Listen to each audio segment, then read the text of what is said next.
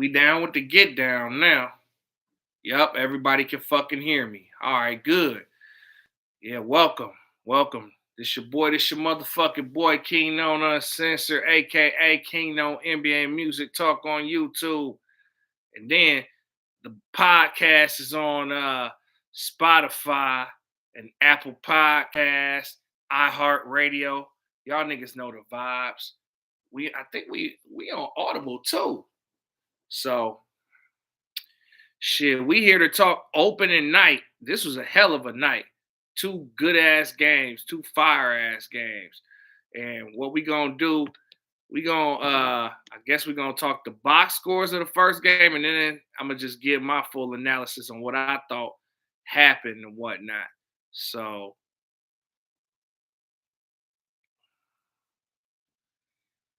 let's get to it.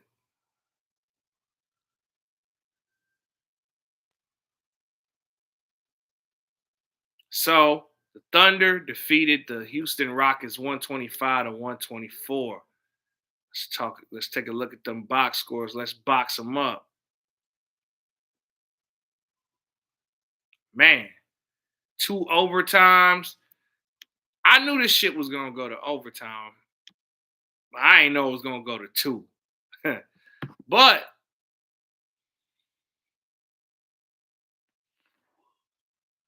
Kevin Durant had 23 points. Oh, my bad, y'all. God damn, this table's so unstable, but okay, my bad, y'all.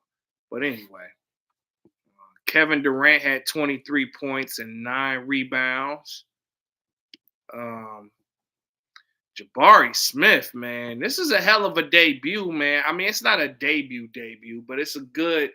This Jabari Smith hadn't been in a situation like this, but I'll just go back to, I guess, Jabari Smith had 16.7 to 15 from the field, 2 of 6 from three. Alperen Sengun, this dude, the number one option on this team. I think we established that this is the guy right here. 39 points, 11 rebounds, 7 assists, 2 steals, and a block. 12 of 24 from the field, 5 of 8 from three. Amen Thompson, 18 points, 8 of 17, but shot 0 of 7 from three. Reed Shepherd had 9 points. So Dorian Finney-Smith ain't play. He had left ankle surgery. I'll have to look up his timetable for when he returned. Jae'Sean Tate had right ankle surgery. That's why he didn't play. That's crazy. Jeff Green didn't play. On the OKC side, OKC was without Jalen Williams, who had a wrist injury. Shai Gilgeous-Alexander had 35 points, 12 of 26 from the field, 1 of 9 from three. 5 rebounds, 5 assists, 2 steals, 2 blocks. Chet Holmgren, 28 points. Cason Wallace, 14 points. Aaron Wiggins, 10 points. AJ Mitchell, 16 points. Yeah, man, he was very important in this game. But let me talk about like the game and such.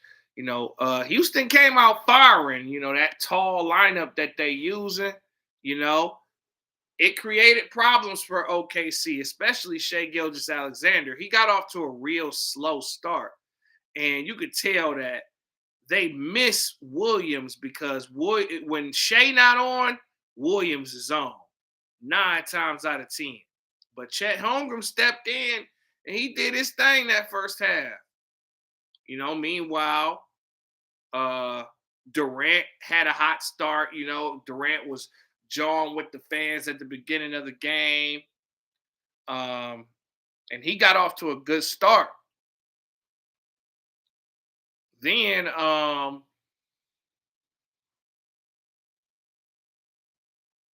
Sengun, man. Sengun, he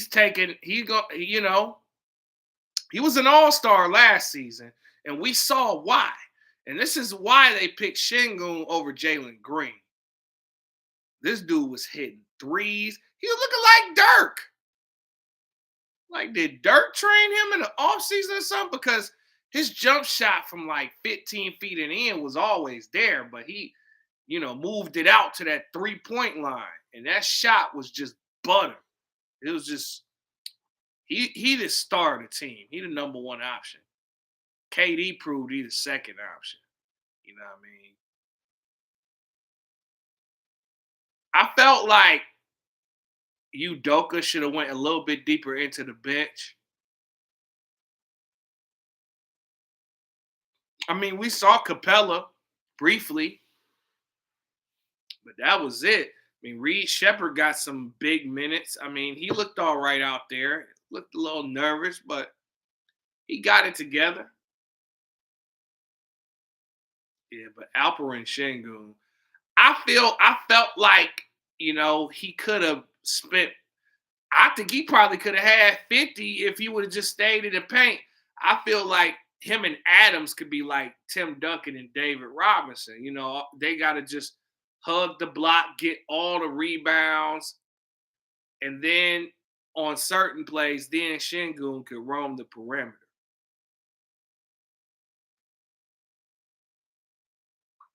OKC didn't realize it until like maybe the third quarter that, okay, this is a tall, lanky ass team.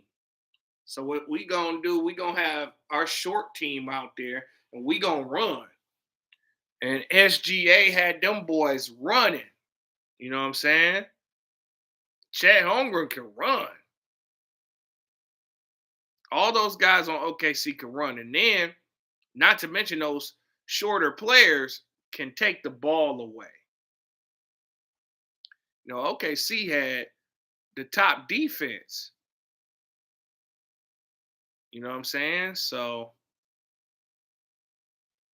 you already know what time it is on that.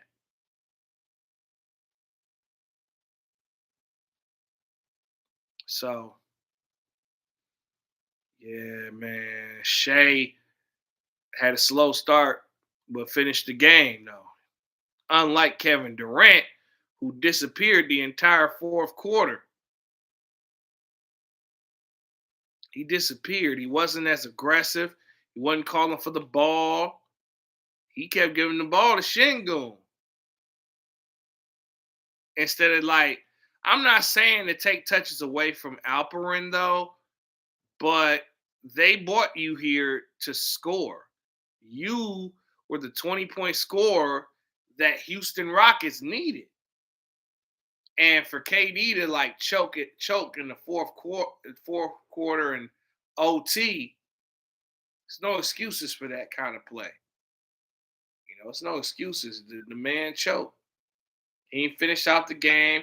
You would have thought that he would have had more points than what he had because of the circumstances. This dude came into the arena and watched his former team get their rings. A team that he was supposed to do that for. I don't care what none of y'all motherfuckers say. He felt guilt. It was some guilt there. You can't tell me nothing different. That he wasn't feeling no fucking guilt for leaving that team. Leaving them homies, leaving the OKC fans on stuck. I'd be gloating if I was an OKC fan.